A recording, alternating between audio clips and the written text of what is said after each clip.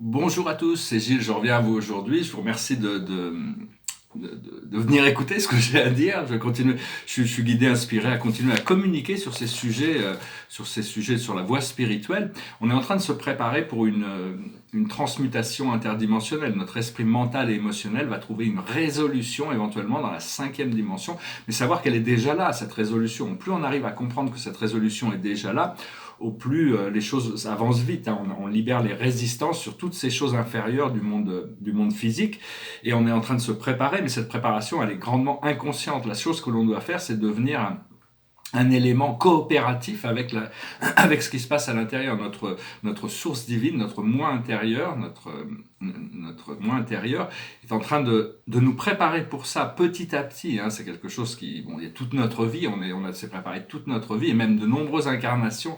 On savait toutes les incarnations qu'on a eues, pour ceux qui croient à la réincarnation, à la transmigration de l'âme. On a passé toutes sortes d'incarnations pour préparer cette incarnation finale qui va nous libérer éternellement des griffes de l'impermanence et du samsara. C'est important d'arrêter de penser à Dieu comme quelqu'un de séparé, qui est loin dans le ciel et indifférent à ce qui se passe dans, autant les guides et les archanges vivent dans une dimension supérieure, ils descendent dans la quatrième dimension et quand on élève notre conscience, on peut communiquer avec eux. Bientôt, quand les voiles vont tomber, ils pourront descendre physiquement, nous assister. Ça va être une sorte historiquement, ça va tout changer dans le monde, sur le monde terrestre, sur la scène terrestre. Mais il faut commencer à comprendre que Dieu est très très proche de nous. Il écoute toutes nos pensées. Moi, j'ai la preuve que dès que mes pensées partent un petit peu, dévient un petit peu, Dieu me ramène, ma présence je suis me ramène sur cette porte, ce bonheur qui est devant moi. Et donc il est toujours présent, et il n'y a aucune séparation. Si la séparation existe, c'est parce qu'on croit à cette séparation, alors qu'en réalité il n'y en a pas. Je voulais dire, par exemple, je veux parler du système immunitaire. Le système immunitaire, c'est le cœur sacré, hein. C'est quelque chose de très puissant. C'est une glande que l'on a ici qui s'appelle le thymus. Et pour l'activer, quand on se sent un petit peu faible, c'est bien de tapoter comme ça, gentiment. Ça envoie, avec l'intention d'activer le thymus, ça active ça nous donne plus de résistance par rapport à toutes ces choses qui peuvent, enfin le corps humain est résistant quand même, et le cœur sacré est vraiment bon, ça existe sur le thymus dans le plan physique, mais il y a toute une dimension spirituelle à cette sphère d'énergie. Et d'ailleurs, quand dans les sociétés évoluées, dans les sociétés qui sont ascensionnés dans la lumière, les êtres qui vivent dans des corps physiques ont un thymus qui est presque aussi gros que le cœur, ce qui les rend complètement invulnérables à toutes les maladies. Seulement quand on est né ici sur Terre, on nous a envoyé des vaccins à la naissance, et donc ce vaccin a atrophié cette glande, atrophie le thymus. Donc on doit le réactiver, le laisser se développer progressivement. Je veux aussi dire que jamais les conflits, la brutalité et la violence, on peut regarder dans l'histoire, n'ont permis de résoudre les choses. C'est pas comme ça. C'est à travers le dialogue, la compréhension, le compromis, l'habilité à comprendre tous les points de vue, qu'on peut trouver un point d'ancrage vers une situation où tout le monde peut sortir gagnant des situations, mais sans violence et sans brutalité. Je veux aussi dire que bon, il y a le temps de l'activité et puis il y a le temps de la réflexion. C'est très même chez les enfants, hein, il faut vraiment apprendre que l'action est importante, mais la réflexion, la non-action, l'état de réceptivité, l'action, c'est l'harmonie, la connexion harmonieuse entre l'action et la non-action. Sinon, on est toujours dans l'agitation. Il faut arriver à trouver cette sérénité. Une fois que les choses sont faites, on peut lâcher prise et voir à quoi on est guidé à partir de là. Hein. Je voulais aussi dire, il y a une ligne temporelle sur laquelle on doit s'aligner. C'est une ligne temporelle. Enfin, tout le monde ne la choisira pas forcément, mais disons que on est tous l'univers a demandé. On est ici, on est en service. Et il y a ce service d'unification. Et donc, pour le moment, le but, c'est d'arriver à le but. L'intention, c'est de s'aligner avec une ligne temporelle où on voit dans notre futur, on sait que dans notre futur, il va y avoir la possibilité d'unification de toute la communauté du Nouvel Âge, de toutes les religions et même de toute la communauté athéiste. Et même les scientifiques matérialistes vont s'aligner vers cette ligne temporelle qui va servir le plus haut bien de toute la libération de la planète et de l'humanité. Donc, on est tous essentiels dans ce procédé. Il faut commencer, parce que même la communauté du Nouvel Âge n'est pas vraiment rassemblée. Hein. Il y a des gens qui ont des croyances comme ci, mais qui opposent d'autres croyances. Donc il faut arriver à lâcher prise sur ces croyances pour arriver à accepter le fait que, au-delà de toute croyance, il y a cette voie spirituelle. Donc voilà, je vais tirer quelques cartes. Je vais parler un petit peu des tableaux derrière moi. Chanter une chanson.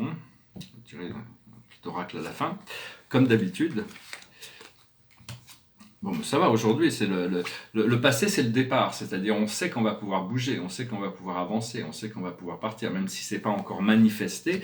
Les choses doivent parfois rester dans les éthers un moment avant de pouvoir se solidifier dans des manifestations.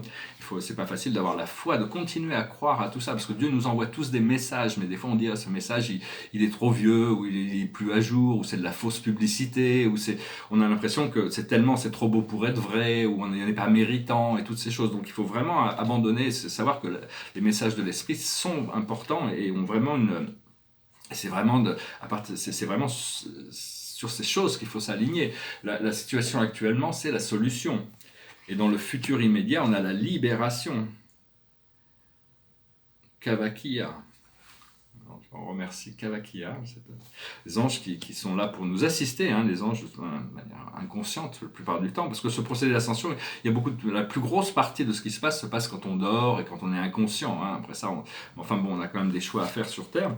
La chose sur laquelle on travaille actuellement, c'est le bien-être. Ce bien-être, il est très important, il est très essentiel. Il n'y a que ça qui compte vraiment. Une fois qu'on est bien, on est créatif, on peut vraiment s'exprimer. Et l'aboutissant, ça va être l'écoute. On va pouvoir être beaucoup plus à l'écoute de toutes sortes d'informations qui vont pouvoir venir à nous une fois qu'on est réceptif à les entendre. Donc voilà, j'espère que ça résonnera avec vous. Vous passerez une excellente journée. Derrière moi, les tableaux, ici, c'est une scène. Une grande scène qui est un tableau très important, il y a plein de dynamisme, je ne vais pas rentrer dans les détails de tous ces symboles qui s'intermêlent. Et donc essentiellement, ce mur, c'est un mur avec un texte dessus, ça vient de l'anneau d'or, des enseignants de la lumière, et ça dit « Je suis gardien de la vie ». C'est écrit en anglais, hein, parce que c'était un texte en anglais, mais « Je suis gardien de la vie et je garde cette fréquence pure pour qu'elle puisse grandir ».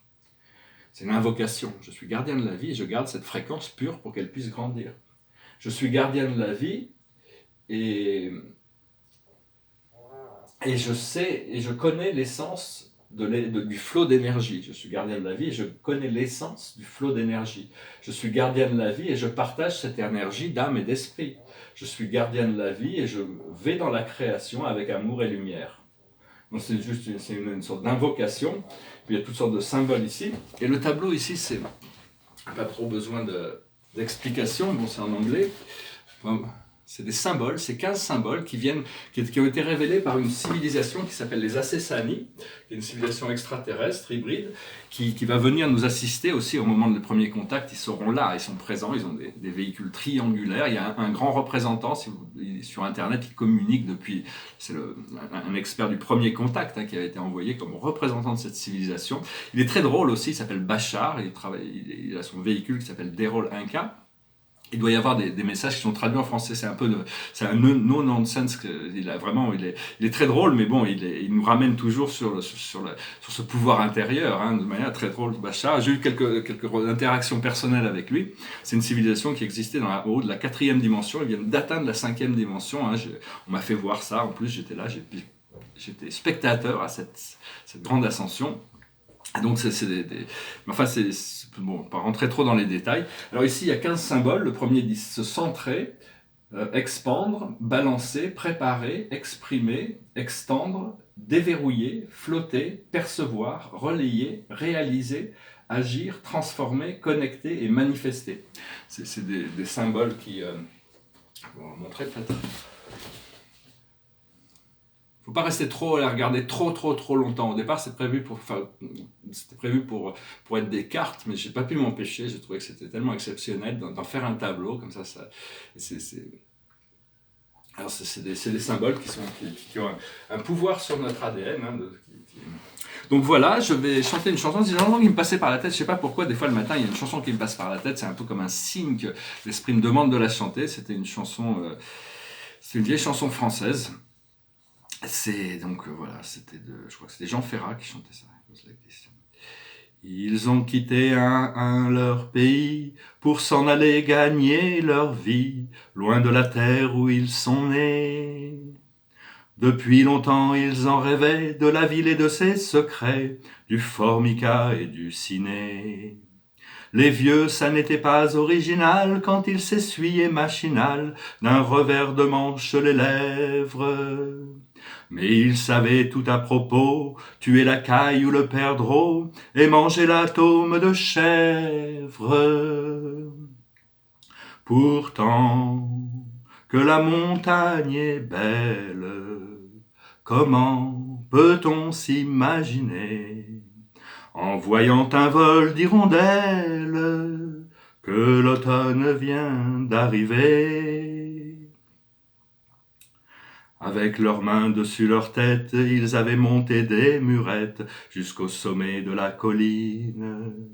Qu'importe les jours et les années, ils avaient tous l'âme bien née, noueuse comme un pied de vigne. Les vignes, elles courent dans la forêt, le vin ne sera plus tiré, c'était une horrible piquette. Mais il faisait des centenaires à ne plus savoir qu'en faire, s'il ne nous tournait pas la tête. Pourtant, que la montagne est belle, comment peut-on s'imaginer, en voyant un vol d'hirondelles, que l'automne vient d'arriver. Deux chèvres et puis quelques moutons, une année bonne et l'autre non, et sans vacances et sans sortie. Les filles veulent aller au bal, il n'y a rien de plus normal que de vouloir vivre sa vie. Leur vie, ils seront flics ou fonctionnaires, de quoi attendre sans s'en faire, que l'heure de la retraite sonne. Il faut savoir ce que l'on aime, entrer dans son HLM et manger du poulet aux hormones. Pourtant, que la montagne est belle, comment peut-on s'imaginer, en voyant un vol d'hirondelles, que l'automne vient d'arriver. Voilà, sur la gloire de la montagne. La montagne est toujours, il y a des esprits très puissants qui vivent dans les montagnes, on ne le sait pas encore. La dernière fois que j'étais faire du ski, il y a des années, j'ai pas eu l'occasion de prendre des vacances depuis, mais j'étais là en train de faire du ski, il y avait tous ces esprits qui communiquaient avec moi, il y avait tous ces gens autour de moi complètement indifférents, parce que bon, c'est pas une critique, mais bon, c'était absolument extraordinaire de descendre les pistes et de pouvoir recevoir tous ces... C'était sur le mont, autour du Mont Blanc, hein, c'était autour du Mont Blanc, et il y avait tous cette télépathie, toute cette énergie extraordinaire qui venait de ces montagnes. Donc, je me languis de pouvoir retourner à la montagne, c'est quelque chose qui va arriver, je pense, bientôt. Et je vais tirer quelques cartes, juste pour finir. Des fois, j'ai un peu l'impression de vivre dans une cocotte minute, hein, avec le bouchon qui est coincé, je suis prêt à exploser, donc je me languis quand même de pouvoir respirer, sortir un petit peu de cette situation où je me retrouve quand même. La plus haute sagesse pour nous aujourd'hui, c'est la naissance, hein, c'est la renaissance, c'est arriver à renaître dans un nouvel état. Ce que l'on doit comprendre, c'est les limitations, comment se débarrasser des limitations, les choses qui nous accablent. Ce que l'on doit faire, c'est créer. Et l'aboutissant, c'est l'association avec le monde spirituel, avec Dieu, avec notre moi intérieur, avec les anges, les archanges, tous les esprits bienveillants de l'univers. Ce moi intérieur est connecté à tous les êtres et toutes les choses de l'univers, et donc c'est notre guide principal. Voilà, je vous remercie, je vous salue, je vous souhaite une excellente journée, et je vous dis à bientôt. Namasté.